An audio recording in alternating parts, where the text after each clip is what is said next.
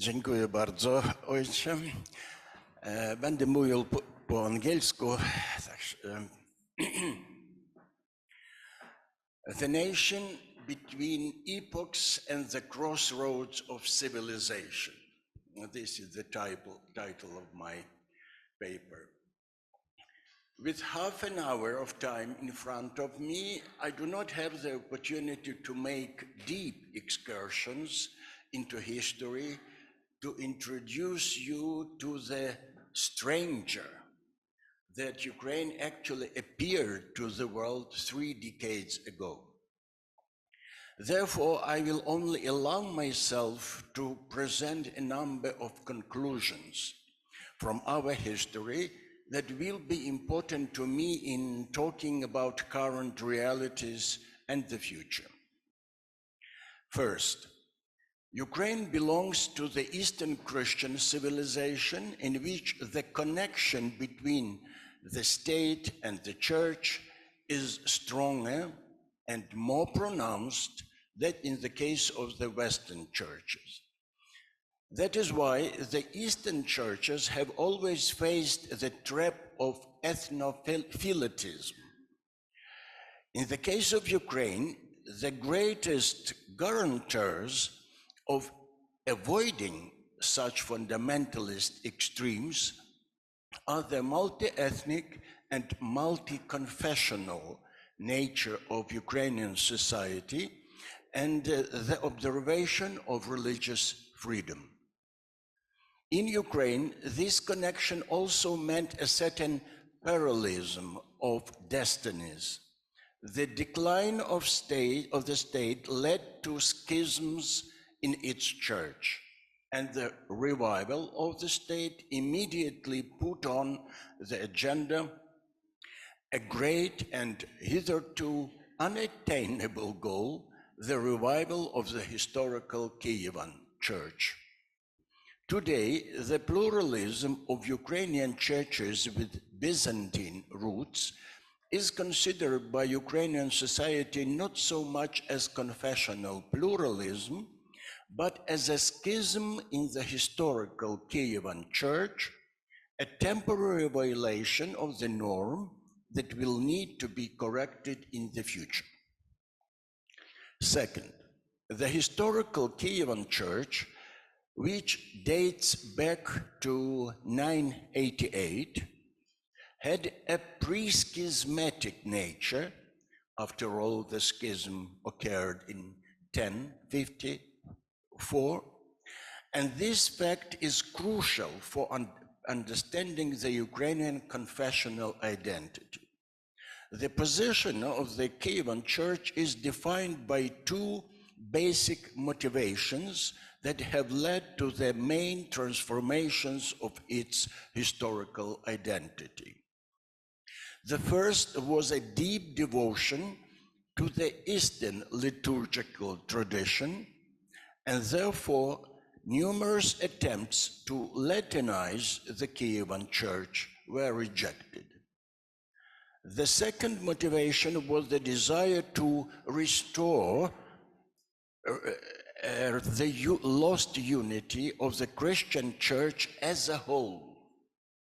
It was this longing that prompted the hierarchs of this church to conclude the Union of Brest with Rome in 1596.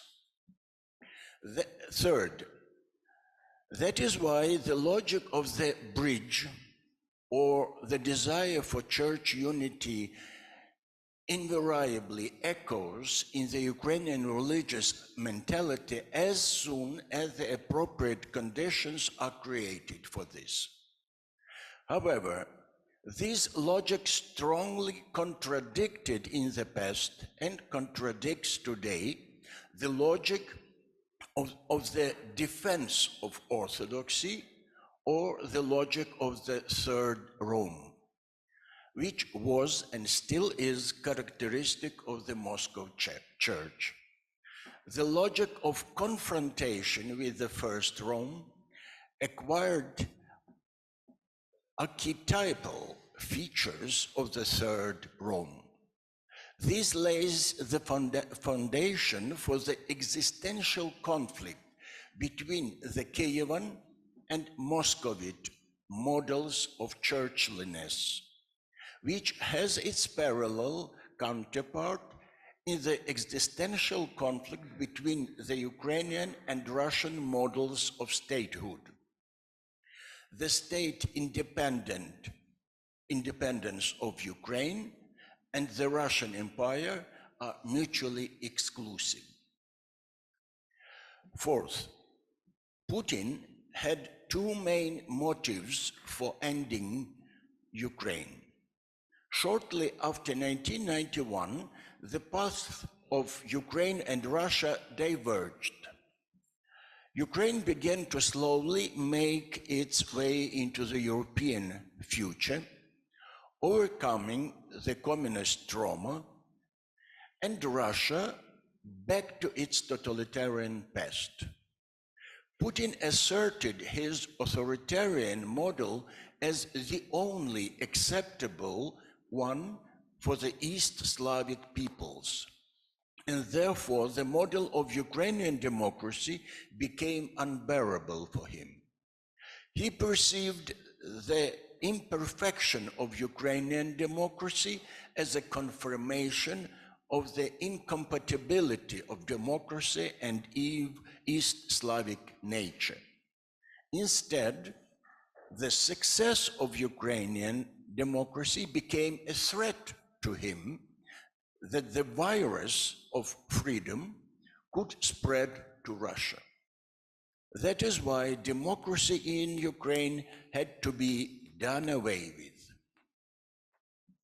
The second impulse to end Ukraine is the imperial phantom pains experienced not only by the Russian elite, but also by the majority of the Russian people.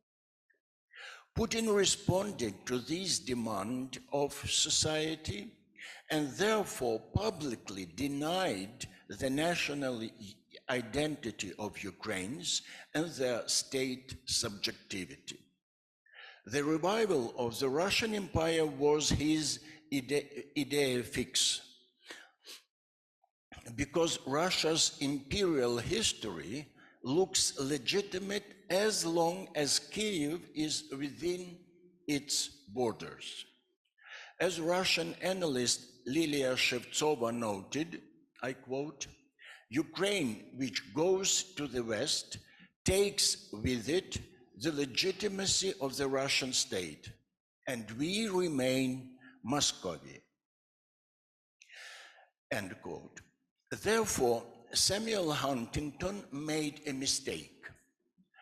Russia is not the core nation of this East Slavic geopolitical space. Russia is the core of the Russian Empire. After all, it turned out that Ukraine can survive without Russia, but Russia cannot survive without Ukraine.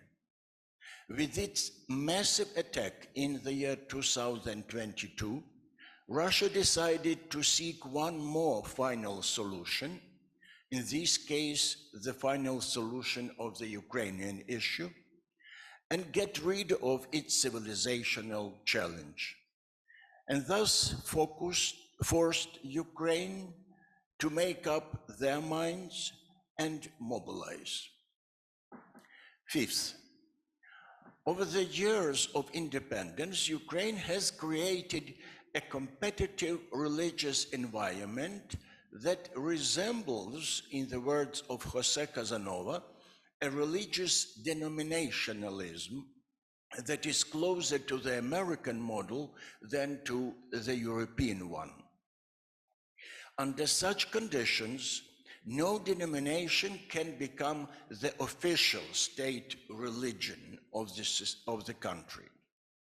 The presence of different confessions and denominations is an important deterrent that prevents government officials from practicing policies focused on only one dominant church. Six, For more than 6 centuries, the Roman Catholic Church was represented in Ukraine mainly by the Roman Catholic Church of Poland, in Transcarpathia by Roman Catholic Church of Hungary and Slovakia. This church had the strongest influence in Ukraine at the time when its position was dominated by the post-Tridentine principle of praestantia ritus Latini, the predominance of the Latin rite.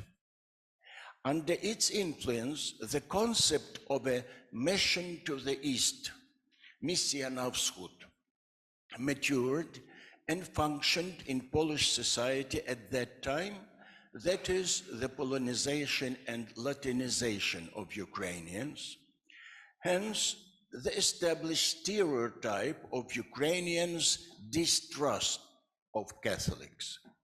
However, today, the Roman Catholic Church in Ukraine demonstrates the characteristics which a few decades ago were not typical.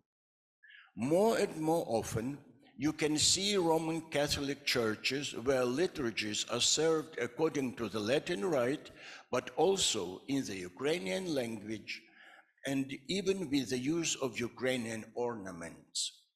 The hierarchy, the intelligentsia, and the younger generations of Poles and Ukrainians contribute to healing the wounds of the past.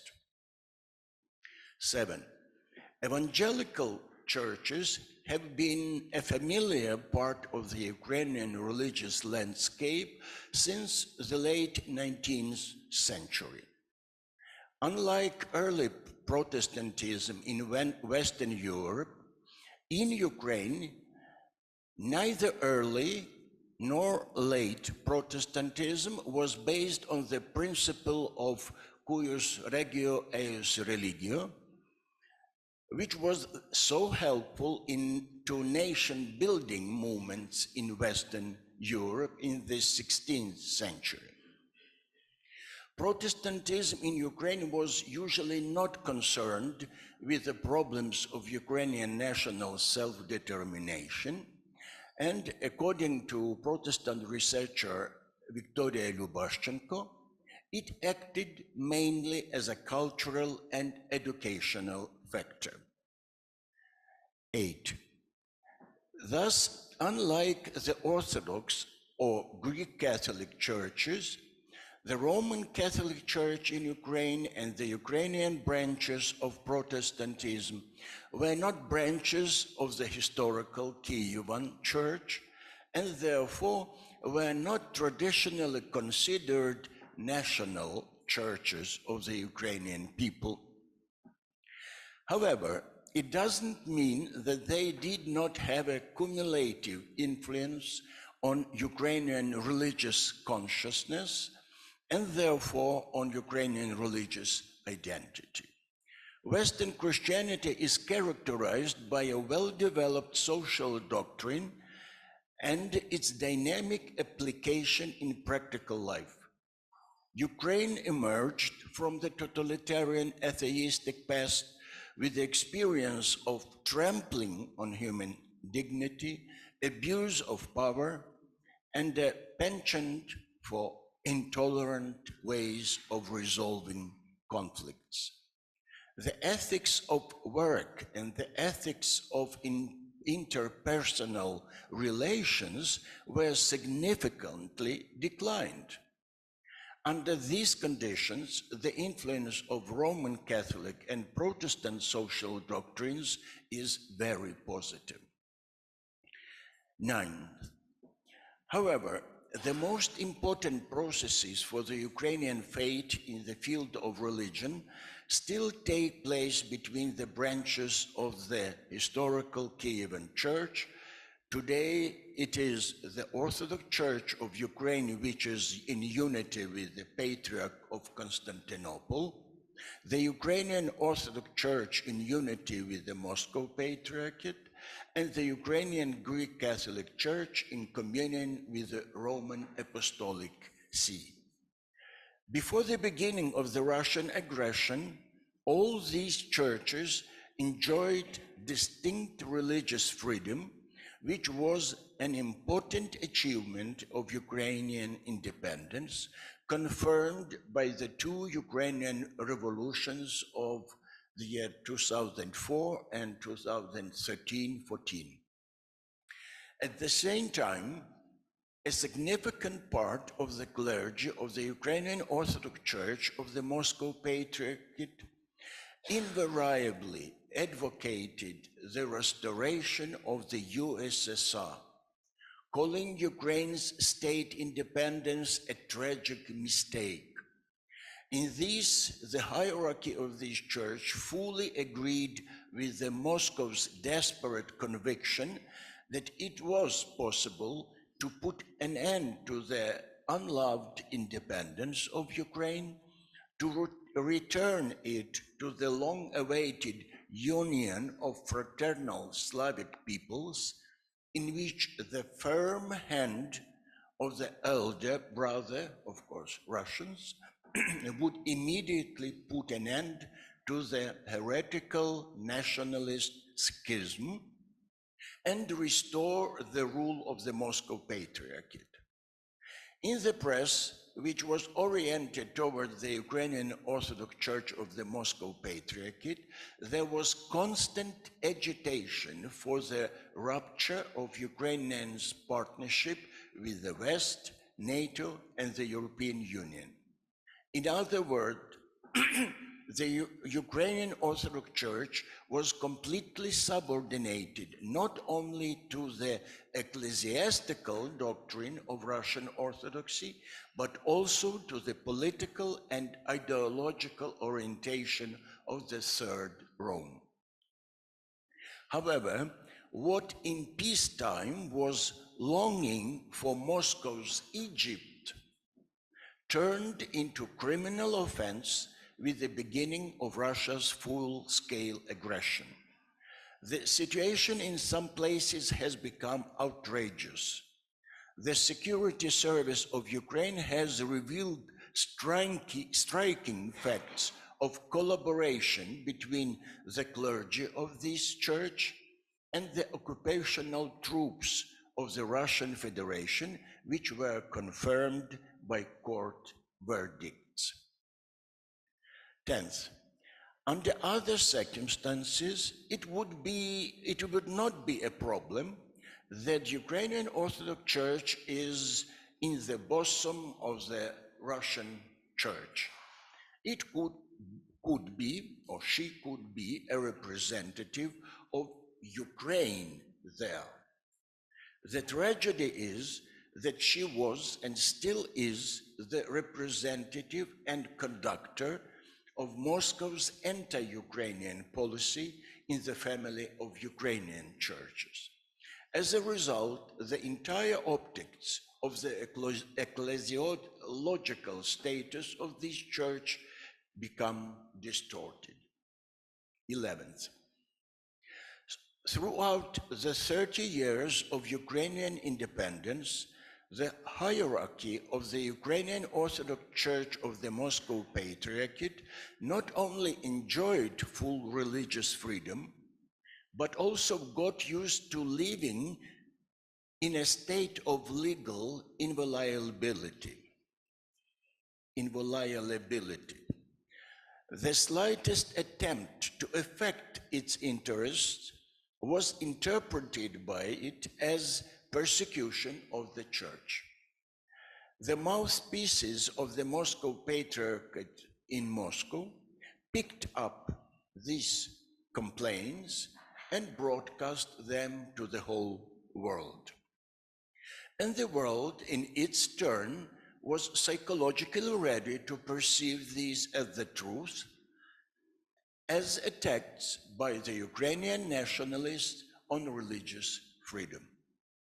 Such was the global acoustic until recently, and Ukrainian governments preferred not to affect the interests of the Ukrainian Orthodox Church of the Moscow Patriarchate, even in cases where it was a violation of the law, thus in turn violating the principles of the rule of law.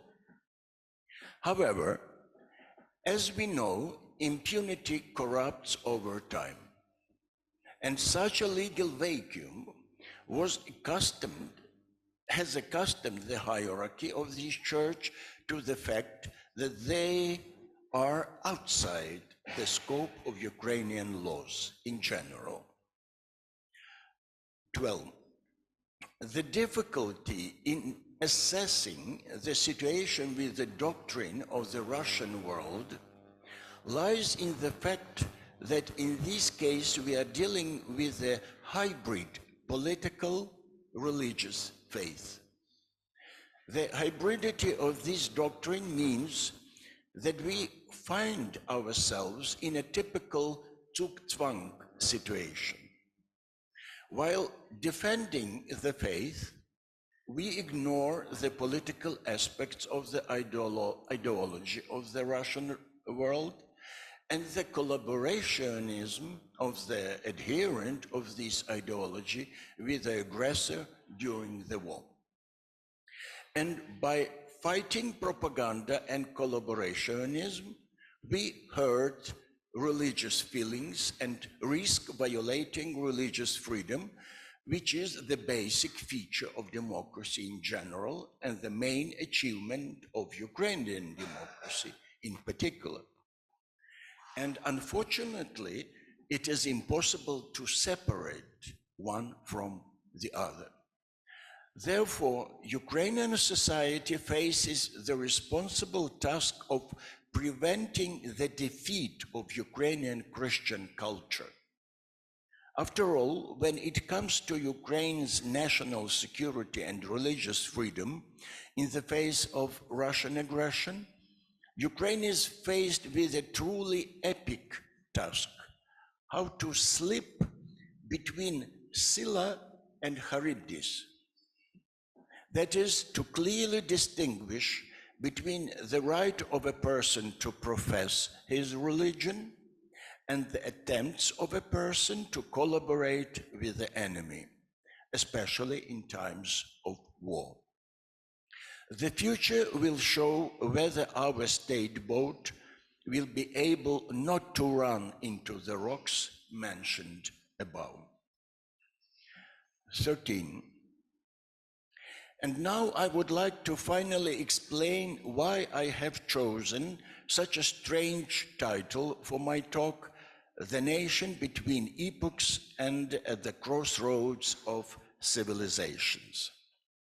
In fact, another difficulty of Ukrainian history is that Ukrainian society did not enjoy a hitherto fixed place in geopolitical coordinates, but was on a kind of pendulum. It is said that the Chinese have a specific curse: may you be born at the verge of epochs. Ukrainians who have emerged from the era of communism and are entering the era of democracy know the complexity of such a transition. However, Ukrainians added another curse to this fate: may you be born on the edge of civilization. And why is it so hard? Because we live on a civilizational rift between East and West. Plus, we do not stand still, but fall through to one side of this, on this rift, then to the other. In history, this pendulum has acquired the significance of a civilizational choice from pro-Western to pro-Russian. And this swing sometimes took the form of a catastrophe, the twilight of civilization as a whole. 14. If we narrow this topic down to the question of faith and nation, then Ukraine, while becoming part of various state formations, either Western or Eastern, was forced to overcome the challenges of either the Latin misapplications of church-state relations or the Russian form of Caesaropapism. Today, Ukraine is facing the challenge of the doctrine of the Russian world, which sacralizes the Russian state and promotes the quasi-Nazi formula for the unity of Russian-speaking Slavs. And the problem is not in the ethnophilitism only, but in the direct identification of ecclesiastical doctrine with the doctrine of imperialism. As the well-known Russian dissident, Father Gleb Yakunin, aptly noted, the political empire has collapsed, but the spiritual empire has been preserved, end quote. Moreover, the Russian Orthodox Church even proposed Orthodox unity as an ideological basis for the revival of a political empire. Though the Russian Orthodox Church has never realized the sin of its entire history, collaborationism with the imperial Tsarist and later with the totalitarian communist governments. Like secular power, she did not go through repentance and therefore gave birth to a new and even greater sin. 15. It is quite obvious that Ukraine must at all costs dissociate itself from this model, because as a group of World Orthodox theologians argued, it ceased to be Christian. I quote, Orthodox theologians, we denounce all those who affirm Caesaropapism, replacing complete obedience to the crucified and risen Lord with obedience to any leader who is vested with authority and claims to be God's anointed, regardless of the title by which he is known, Caesar, Emperor, Tsar, or President, end quote. Oh, yes. So we are talking about spiritual security, and I believe that Ukrainians will be able to protect themselves from the trap of the Russian world. However, our task will also be to jump off the pendulum of civilization and find our legitimate place in the future construction of Europe. On the one hand, we must assert ourselves as the subject of our fate. On the other hand, Ukraine should become an element of a qualitatively different post-Yalta paradigm, which will unite the world and not oppose one part of it to another, because that's what fits our inclusive identity. In addition, this new paradigm should be based on the basic values of human civilization, not on fear. Thank you very much.